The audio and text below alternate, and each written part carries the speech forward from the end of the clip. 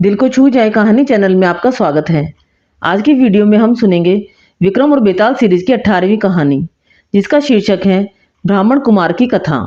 तो चलिए कहानी शुरू करते हैं। बेताल का पीछा करते हुए राजा विक्रमादित्य शेषपा वृक्ष के पास पहुंचे और किसी तरह बेताल को अपने कंधे पर उठाकर आगे बढ़ने लगे। पहले की तरह ही बेताल रास्ता बड़ा होने की वजह से राजा को कहानी सुनाने लगता है। बेताल कहता है, सालों पहले की बात है, जब उज्जैन नगर में राजा महासेन राज किया करता था। उसी राज्य में एक ब्राह्मण रहता था जिसका नाम वासुदेव था। उसका एक ही बेटा था जिसका नाम था गुणकार। नाम का तो वह गुणकार था, लेकिन उसमें कोई गुण नहीं था। वो दिन रात बस जुआ खेलता था। जुए में वह पिता के कमाए सारे पैसे हार जाता। उसकी 2 बहनें भी थीं। उसे उनका भी ख्याल नहीं था। वो बस दिन रात जुआ खेलने में ही व्यस्त रहता। अपने बेटे का ऐसा हाल देखकर ब्राह्मण बड़ा परेशान हो गया। एक दिन वासुदेव ने सोचा, मैं जो भी कमाता हूँ उसे यह जुए में उड़ा देता है। यही सोचकर उसने अपने बेटे गुणाकार को घर से निकाल दिया। घर से निकलते ही वह दूसरे राज्य में चला गया। वहां वह भूखा प्यासा घूमता रहा। न तो उसे कोई काम मिला और न ही कुछ खाने के लिए। ऐसा होते होते वह एक दिन बेहोश हो गया। पास से ही गुजर रहे एक सिद्ध पुरुष ने उसे देखा तो उसे अपने साथ गुफा में ले गए। होश आने के बाद योगी ने लड़के से पूछा, क्या खाओगे? ब्राह्मण पुत्र कहता है, आप योगी हैं, आपके पास जो होगा आप वही खिला पाएंगे। मैं जो खाना चाहता हूँ शायद वो आपके पास न हो। इतना सुनते ही योगी ने कहा, तुम बस बताओ कि तुम्हें क्या खाने की इच्छा है। ये सुनने के बाद गुणकार ने अपनी इच्छा जाहिर की, जिसे सुनते ही योगी ने अपनी सिद्धि की मदद से उसकी मनपसंद थाली प्रकट कर दी। वह लड़का हैरान रह गया। पहले उसने खाना खाया और फिर सिद्ध पुरुष से पूछा, यह चमत्कार आपने कैसे किया? योगी ने कुछ कहा नहीं, बस अंदर की ओर जाने का इशारा किया। वह जैसे ही अंदर गया तो उसे बड़ा सा महल और दासियां दिखाई दी। सबने उसकी अच्छे से सेवा की और वह आराम से सो गया। सोकर उठने के बाद उसने सिद्ध पुरुष से दोबारा वही प्रश्न किया। योगी ने कहा, इससे तुम्हें क्या करना है? तुम यहाँ कुछ दिन मेहमान की तरह रहो और व्यवस्था का आनंद उठाओ। ब्राह्मण पुत्र जिद में अड़ गया और कहने लगा कि वो भी यह सिद्धि हासिल करना चाहता है। परेशान होकर योगी ने उसे विधि बता दी और कहा कि जाओ अब मन लगाकर साधना करो। कुछ समय बाद वह साधना पूरी करके आ जाता है। फिर योगी कहता है, तुम सब कुछ बहुत सही तरीके से कर रहे हो।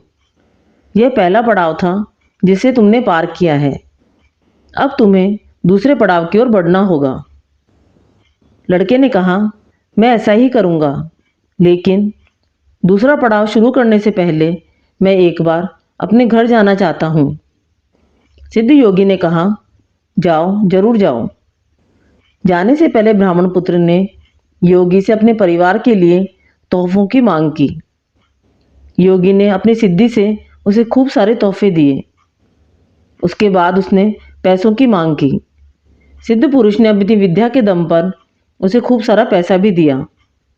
उसके बाद उसने अपने लिए अच्छे से कपड़े मांगे। योगी ने उसे वो भी दे दिए।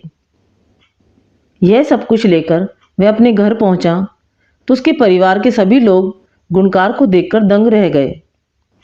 साथ लाए तोहफे और धन को देखकर उसके ब्राह्मण पिता ने पूछा, बेटा, कहीं तुमने कोई चोरी तो नहीं की ना? गुणकार ने बड़े गर्व से कहा, पिताजी, मुझे कुछ ऐसा प्राप्त हो गया है जिसकी मदद से मैं अब सबकी हर इच्छा पूरी कर सकता हूँ। उसके पिता ने गुणकार को संभल कर रहने और अहंकार न करने की सलाह दी। कुछ दिन घर में बिताने के बाद गुणकार दोबारा सिद्ध पुरुष के पास लौट गया। वहां लौटकर उसने दोबारा से साधना शुरू की। बड़ी लगन से वह ध्यान करने लगा। समय के साथ साथ ब्राह्मण पुत्र ने दूसरा पड़ाव भी पूरा कर लिया। पड़ाव पूरा होने के बाद उसे भी वह विद्या हासिल हो गई। योगी के पास जैसे ही वह विद्या हासिल करके पहुंचा तो सिद्ध पुरुष बहुत प्रसन्न हुआ। उसने गुणकार से कहा, तुमने अब विद्या हासिल कर ली है, आज तुम मुझे कुछ भोजन खिलाओ, मुझे भूख लगी है। यह सुनते ही ब्राह्मण पुत्र बेहद खुश हुआ और सिद्धि की मदद से मनचाहा भोजन हासिल करने के लिए मन में मंत्र पढ़ने लगा। काफी देर हो गई लेकिन भोजन सामने नहीं आया। वह बहुत क्रोधित हुआ और चिल्लाने लगा, मेरी विद्या काम क्यों नहीं कर रही है? मैंने भी सिद्धि हासिल की है, उसका फल मुझे क्यों नहीं मिल रहा है? इतनी कहानी सुनाते ही बेताल चुप हो गया और राजा से पूछने लगा, बताओ, इतने मन से पूरी विधि करने के बाद भी उसे सिद्धि हासिल क्यों नहीं हो पाई? यह सुनकर राजा विक्रमादित्य कहते हैं, बेताल, सबसे पहला कारण तो यह है कि वह विद्या हासिल करने से पहले ही घर चला गया। उसके बाद वह विद्या लालच की वजह से हासिल करना चाहता था। लालच के चलते की गई चीजों का फल कभी प्राप्त नहीं होता। सिद्धि हासिल करने के लिए व्यक्ति को बिना लालच के कर्म करना पड़ता है।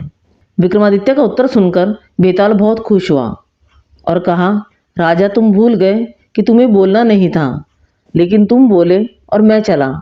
यह कहकर बेताल फिर से उड़कर पेड़ पर लटक गया और राजा विक्रमादित्य उसे पकड़ने के लिए उसके पीछे पीछे भागने लगे।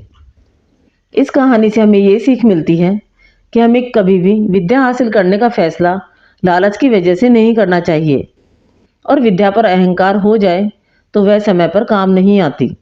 विक्रम बेताल सीरीज की ये कहानी आपको पसंद आई तो कहानी को लाइक व शेयर करें। चैनल पर नए हैं तो चैनल को सब्सक्राइब करें। विक्रम बेताल सीरीज की 19वीं कहानी हम सुनेंगे अगले वीडियो में। धन्यवाद।